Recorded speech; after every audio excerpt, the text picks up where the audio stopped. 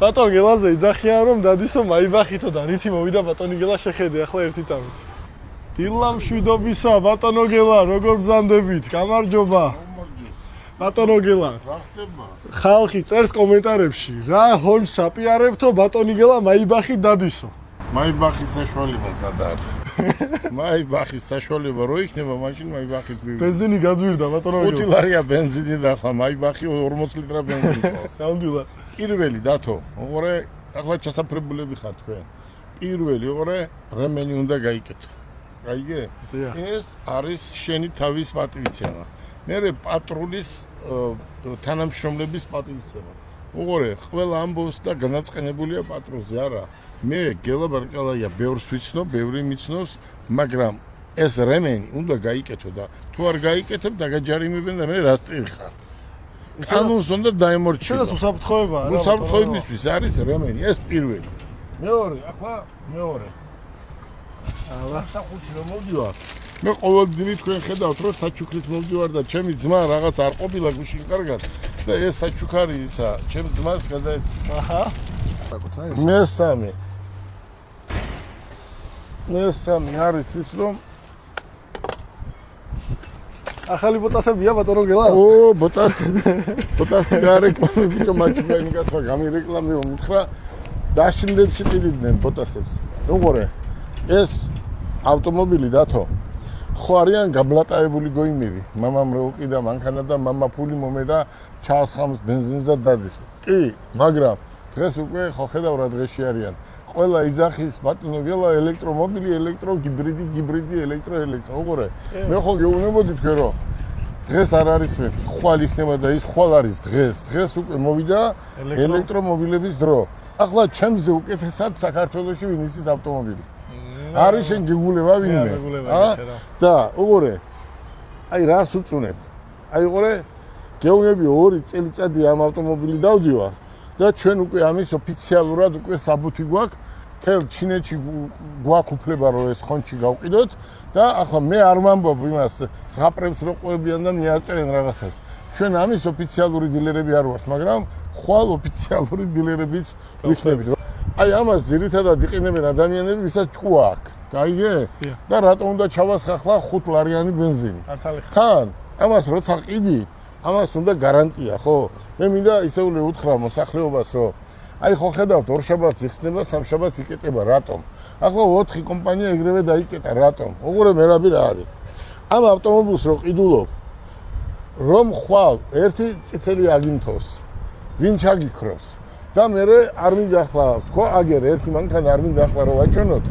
მე-9 თვეა დგას, ჩვენ არ ვუკეთებთ. თვითონ ტირის გაგვიკეთეო, ხო? 30,000 გადაიხადა სადღაც, მივიდა და არ დახვდა ის ხალხი. აი ესაა უბედურება. რაც შეეხება ამ მანქანას, ეს არის მართლა ძალიან მაგარი ავტომობილი და ქუჩა არ იყიდოთ. ვიღაცები ახლა არ ეკლამებენ, ჩვენ ვართ მაგარი ბიჭები და სადღაც ზღვის პირზე სადღაც ყიდიან ნათლუხში თუ რა ვიცი იქით სადღაც. ესე არ არის. ჩვენ ძალიან მალე ვაკეთებთ ბიზნეს ასოციაციას. უშუალოდ ავტომობილებზე, გაიგე? და ჩვენ გადავამოწმებთ, ჩვენ არ გვაქვს უფლება, ჩვენ არ ვართ დამსჯელი ორგანიზაცია, ჩვენ გადავამოწმებთ, ვის მოყავს, სწორად მოყავს თუ არა. როცა შენ ადამიანი, ჩვენ ამაზე უმუშაობთ მთელი ჩვენი ცხოვრება. და შენ როცა იტყვი, რომ მე ვარ და ხალხაც მიყიდი და მე ხვალ მივა ადამიანი და რო არ დახვდება, არავინ იქ, მე რა ხნას იმკაც. აი მაგალითი ეგრე დგას, უკვე მე-9 თვე ავტომობილი და ესე ჭირს თბილისში ვინც იყიდა ქუჩა დაახლოებით 70-80%. აი ახლა რატომ უნდა იყიდო ჩვენთან? აი წამოვბრძანდით. აი სერვისი. დირექტორის ავტომობილი ეგერ, ელექტრომობილი დადის კომპანიის დირექტორი.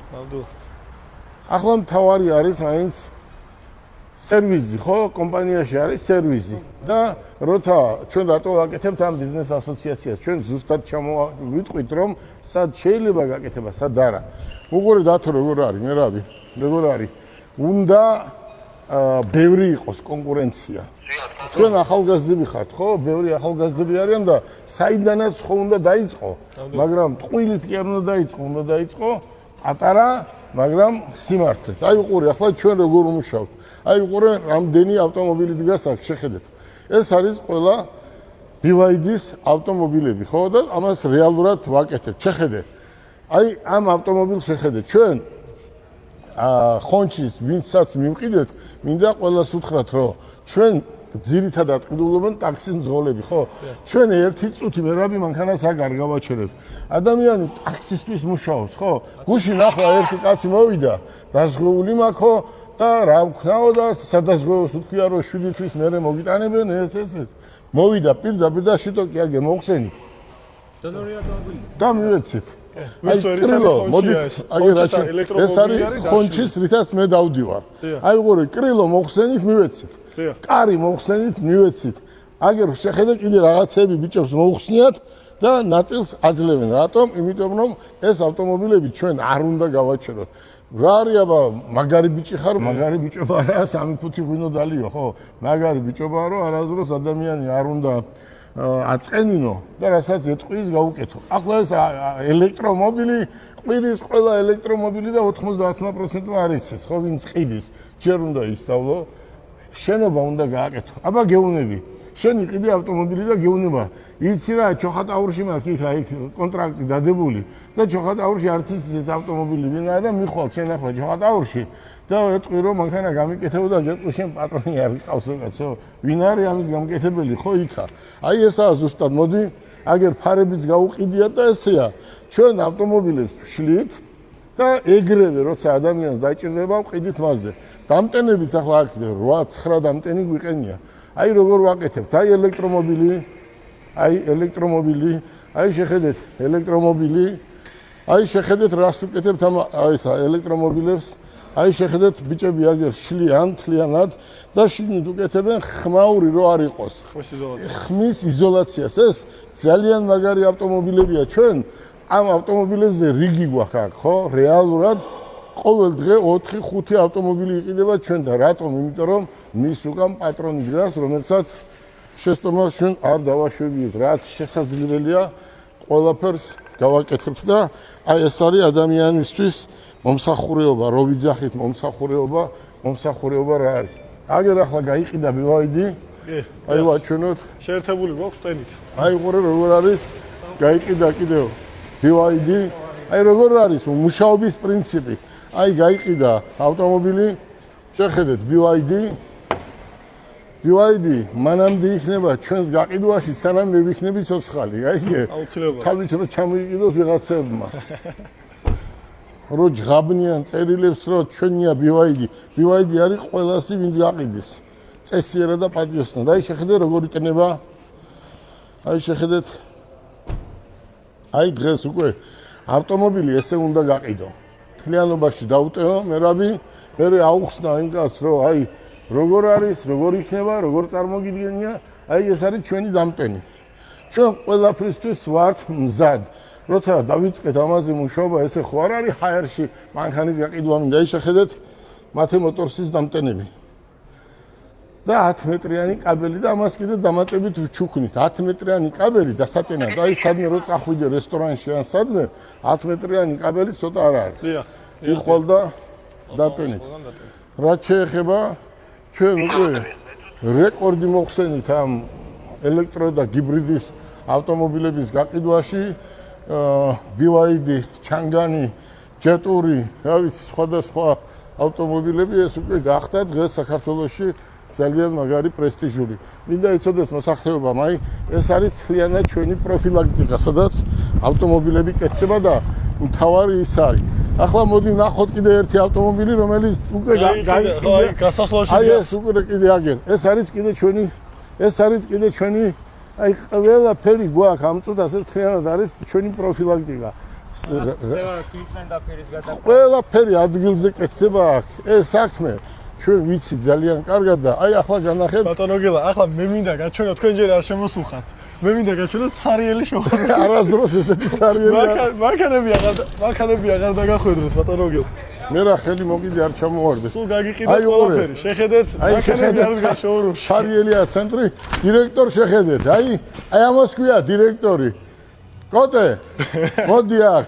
იქ პოლიციაში რომ მუშაობდი და ხელფასს რო უყურებდი აქ, რამდენ მანქანასაც გაყიდის, ხელფასი ცალკე აქ, ბონუსი ცალკე აქ, საჩუქარი ცალკე აქ და ესეა, ხო? ნამდვილად. ესეც მე-5 მანქანა გაიყიდა დღეს რომელი საათია? რომ ჯერ 12. 12 საათი არ არის და შეხედე. აი რიგია ავტომობილების. კოტე. აი რატომ იყიდება ავტომობილი? უყურე. კოტეს ყავს აქ მაგარი გუნდი შექმნილი, ხო? პროგრამული უზრუნველყოფა. ზვიადის ფუნქციაში შედის რა? მანქანა გადასცეს კლიენტი რო ქვია, ხო? მოხმარებელს გაწკრიალებული რამე პრობლემა რო არ ქონდეს და უზრუნველყოფილი იყოს ის შინით რა ჭირდება დაპროგრამება თუ რა. ეს არის რკინა. შეიძლება ხვალ წითელი აანთოს, საწავიდეს. ზვიადისთან უნდა მოვიდეს და ამიტომაა ჩვენ რომ მაგრები ვართ. მოიწიეთ? აი, როგორ ვყიდით ამ ავტომობილებს. შეხედეთ? და როცა ვერ ყიდიან ავტომობილებს, მე კეტავენ ცენტრს. და იმ კაცმა რა ქნას ახლა გუშინ წინ რო იყიდა შენთან და რა უთხარი გარანტიას გაძლევო. გაუმარჯოს ბიჭებს. აი რა გარანტიას აძლევ? დაიკეტა ცენტრი არ არის. და მიდის კაცი განაწყენებული და მე აგინებენ ავტომობილებს. ამიტომ მომხმარებლების ვარიან.